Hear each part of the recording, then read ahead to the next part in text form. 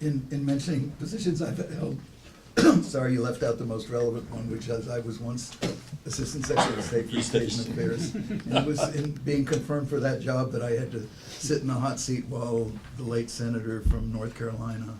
East. Jesse East. Helms. Yeah. So, yeah, John East. Yeah, John East. Put me through the hoop several times with very carefully rehearsed answers, which I survived, fortunately. Yes. I want to start with 3 quotes and a little bit of history. One of the quotes is not in this context as far as I know, but I think if you look in Donald Rumsfeld's Rumsfeld Rules, he will say, if you want to change the policy, don't change the name. Keep the old name. If you want to change the, I'm going to get this wrong, sorry. If you want to start a new policy, keep the old name. If you want to change the policy, you can change the name and sound original. I think, I agree with the general consensus that this is a name that has served us well. And my second quote actually is from Jim Lilly, who said, managing the U.S.-Taiwan relations felt like standing on the middle of a seesaw, trying to keep it balanced while people pushed on either end. And I think we saw in the space of just a few months, people pushing on either end and things coming back to a sort of place where it's been for a long time, which is one of great ambiguity. In fact, I would emphasize it's much more ambiguous than even what you just heard. Churchill once said, and I'll get this probably wrong too, but he called the Soviet Union an enigma wrapped in a mystery, wrapped in a secret. Well, the one China policy is an ambiguity that encloses another ambiguity that encloses another ambiguity. And those 2 other ambiguities are really crucial. One is the ambiguity about what is unofficial relations, and the second one is what is the status of U.S. arms sales to Taiwan, neither of which are defined at all by the term one China policy, and both of which have huge ambiguities as you try to go through the record. And I think those ambiguities are very valuable, and I think, in fact, U.S. policy should seek to expand within those ambiguities and advancing our interests on Taiwan as much as possible. On a little bit of history, I want to take advantage of the fact that I have 2 people here who know so much of the history, particularly state. Patrick Tyler, in his book about, what's it called? A Great Wall. A Great Wall, describes, I trust accurately, that at the last minute, the way he tells it, Brzezinski in the White House was so intent on getting all of the political glory for the normalization that State Department was completely frozen out. I guess your channel was to the White House, not to Yeah. State. That's CIA. correct. And at the last moment, they decided we better tell Holbrooke. And Holbrooke said, well, what have you told the Congress about arms sales? Whoops, we haven't told them anything. Or what are you going to tell the Congress about arms sales? And then they said, whoops, we haven't said anything about this to Beijing. So they get this instruction to go in and see Deng Xiaoping at the 0 hour and say, more or less, correct me if we need to remind you that we reserve the right to sell defensive weapons to Taiwan. And according to Tyler, when Woodcock and Roy got this instruction, they weren't exactly excited about confronting that little dictator with this bad news at the last minute, and figured that they were going to have their heads handed to them. That's a diplomatic term. But they, being good diplomats, they followed their instruction. They went in and said, by the way, we need to remind you that we're going to reserve the right to sell defensive weapons to Taiwan. And indeed, they had their heads handed to them. And then Deng Xiaoping said, well, we'll go ahead and sign the normalization. And what strikes me in that whole story that isn't mentioned enough is the United States had extraordinary leverage at that time, and I'm not sure we recognized it. I was at a dinner party in December of 79, where one of Brzezinski's key military advisors was present. And I asked him, what are you going to do if Deng Xiaoping invades Vietnam while he's in Washington? Because it was already obvious from the buildup in southern China that a war with Vietnam was about to come. And Vietnam had just signed a treaty of friendship, as they call it, with the Soviet Union. And I expected to be told, well, he's not gonna do it while he's here, or if he does, here's what we're going to tell him. And instead I got a sort of deer in the headlights look, like, what makes you think he would do that? And I could be dead wrong and reading way too much into what struck me as a look. But if the US conducted that negotiation unaware of how badly Deng Xiaoping needed the United States at that time, then it was obviously underestimating its leverage. And I think given where Deng Xiaoping's situation was with respect to the Soviet Union coming up, it's not surprising that he made a very vocal expression of displeasure but didn't actually do anything. Could I comment on that? Please, yeah. The build-up, first of all, you didn't mention an additional point of leverage, which was the third plenum of the 11th Central Committee, which agreed on the reform and openness policy. That plenum was meeting while we were in the final stages of the negotiation with Deng Xiaoping. And clearly, having a relationship with the United States was a very important component in the reform and openness policies. We also were not aware of the impending military action with Vietnam because the buildup had not yet gotten the attention of the intelligence community and reached the level. I don't It think had so. not reached the level where there was, shall we say, policy alarm about the likelihood of a military action. And I know for a fact that the consensus widely held in Beijing was that this was a pressure tactic and that there wouldn't result in a military conflict. I actually thought the intelligence of the buildup, but this was in January and early February, when the intelligence became overwhelming that there was a possibility of a military action. And as a result, I killed all of the draft cables that came to me saying, we don't think there's going to be military action. Thank God. But the actual action didn't take place until when Secretary Blumenthal was in Beijing for the opening of our embassy on March 1st.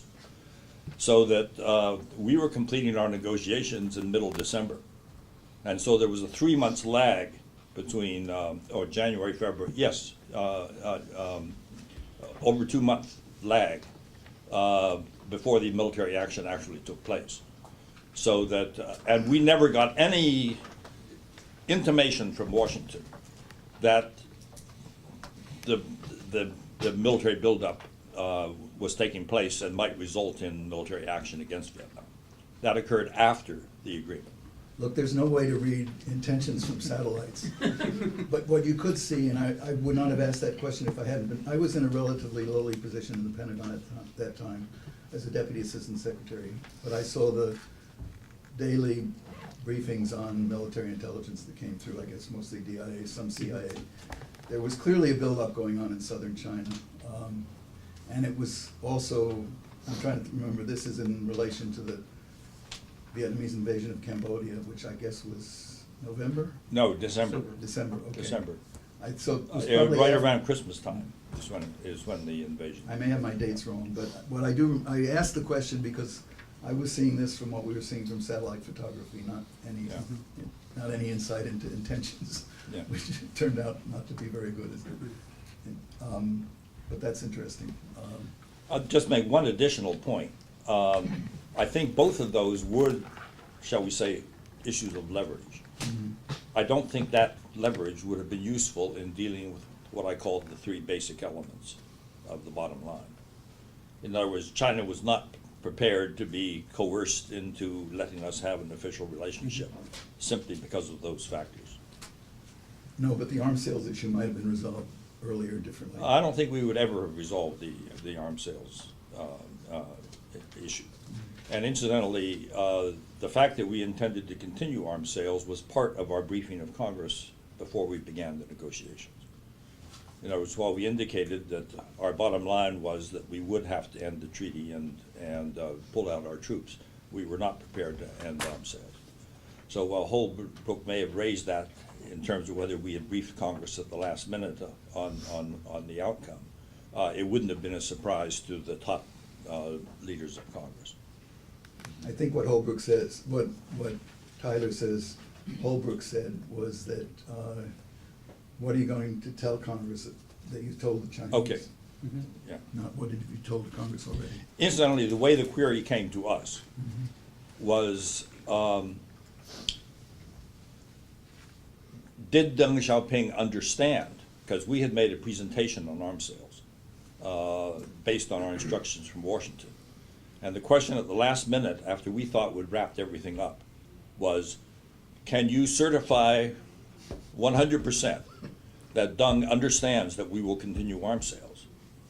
And that's what Woodcock and I spent a long time discussing, and our conclusion was we couldn't exclude the possibility that Deng Xiaoping would have read what we said to him in his own interest. So we went back in with the message, basically saying we faithfully presented it and he should have understood, but we can't 100% affirm that he did, and we knew what the response would be. And the response was, go in and tell him. And just one supplement, my recollection of reading about this was that Deng didn't just say, okay, we'll go ahead and sign. He also said, we reserve the right to reopen the arms sales issue at a later time. There was never an agreement to disagree. There was a disagreement. But they signed anyway. The agreement was to establish diplomatic relations, but the arms sales issue remained a thorn of contention between the two sides. Yeah. And started up all over again with the next administration, of course. Which led me to my hot seat. I want to say a little bit about what I think are some fundamental interests involved here. I think there's an overriding interest for both the United States and China. It's sort of obvious to say it, but to avoid a war over Taiwan, which would be, I think, disastrous for both countries and for the whole region. And that's where this ambiguity serves us so well, I think, is in avoiding that catastrophic situation. But at the same time, there's some fundamentally conflicting interests, and I would say, to try to describe what I view as the U.S. interest, let me start with a view not uncommon in certain circles of U.S.-China policy, that Taiwan is an obstacle to good relations with the mainland. And it was expressed by one of my predecessors, supposedly, I don't know if I trust this, but in one of these instant history accounts at a late night session, saying he wished a tidal wave would come and just wipe Taiwan away. I mean, the worst part about that is it's totally delusional. It's sort of wishing that the tooth fairy would come and eliminate this problem for us. I mean, I happen to think that it's a very bad way to think about an island of 20 million people that achieved some remarkable successes, even more so since that time. But the fact is, the problem's not going to just go away by wishing it away. It is, to the extent it's a problem, it's there. But I think it's not only a problem, it's an opportunity, and much more of an opportunity than it seemed when I was Assistant Secretary of State, at which time, it's worth reminding people, that was a time when the Taiwan secret police were assassinating dissidents in San Francisco, one by the name of Henry Liu, I think. And I had to go and explain to Steve Solars why it was still in our interest to have good relations with Taiwan. But you were probably writing his questions, it wasn't easy. So what's happened since then is, of course, one of the most dramatic political transitions of the 20th century. A very peaceful transition from a martial law dictatorship to a thriving democracy, and a culture that we're sometimes told by my friends in Singapore is not susceptible to the democratic processes at all. I think what that whole development has done is to transform Taiwan's status with respect to the United States in some ways similar to Berlin. Those of you who are old, a couple of us are old enough to remember the Berlin crises of the 1960s. When you had this situation, it was, to use the term the Chinese love to say, a problem left over from history. If World War II had ended somewhat differently, Berlin would not have been an issue. It would have been a Western city from the beginning. It was also militarily untenable, indefensible. And yet we managed to preserve Berlin's status and independence and freedom throughout the whole Cold War period. And it became, and this is another similarity, I think, a very important symbol of American resolve and will. And if we had given in to the Soviet, and even though one could argue I think very convincingly, that it was that stand on Berlin that to some extent led to the Cuban Missile Crisis. In other words, we were prepared to stand up for Berlin even in the face of a very, very serious risk of war, perhaps the greatest risk of war in the 20th century, or certainly post-World War II. I think if the US were to collapse on its position of no unilateral changes and sit silent while Beijing were to impose by force a change in Taiwan's status, or unification as they would call it, I think our position in Asia would be severely weakened. Maybe collapse is not too strong a word. That's a huge American interest. It's not, China doesn't share that interest by any means, and in fact they don't share our fondness for a democratic island offshore. They may even see that as a bit threatening to their own legitimacy. China has a different view, but I shouldn't say China has a different view. Some Chinese, and particularly I think on the military side, see a sort of Chinese version of the Monroe Doctrine. We can split the Pacific in half. You can get everything east of Midway. We get everything west of Midway. That may sound okay if you're dealing very abstractly. It doesn't sound okay if you're a Japanese or a Korean or a Taiwanese or any number of other people who end up in the Chinese sphere of influence as a result. So there is, I think, in the long term, hopefully in the very long term, this conflict over whether or not the United States is a legitimate guarantor of security for countries around the periphery of China. And our interest clearly in the long-term conflict. I think part of what one has to try to do is to manage in the short term, or the near term, medium term, that those things don't become stronger conflicts. And into that enters the fact that both Stape and Richard have alluded to, that we now have decisions on Taiwan that aren't made by a martial law dictatorship, but are heavily influenced by democratic politics, which are by no means agreed on on our version of the ambiguity, or the one that Beijing, even less on the one that Beijing would favor. And in fact, unfortunately, from the point of view of having this issue die out, the trend has been much more in the direction of saying we're Taiwanese, we're not Chinese. And I think also we don't want to be treated the way Hong Kong is being treated, to pick an important example. So I think, in my way of thinking, it was a good thing not to say we're going to renegotiate the one China policy, especially when we had no idea what we were after there. I had this uncomfortable feeling that it's a formula for new concessions on what one China means, since the US usually doesn't emerge from these negotiations with a better position than it went in. I don't think that's been the experience generally. So I thought better to keep the framework and do our best at defining what unofficial means and defining what acceptable and necessary levels of arms sales mean. And on the first one, I think there's a lot of room for improvement. It's been, correct me, I think it's been since 1999 that we've had a real cabinet level visit to Taiwan. We've had, the head of EPA. I don't think in Taiwan that was considered cabinet level.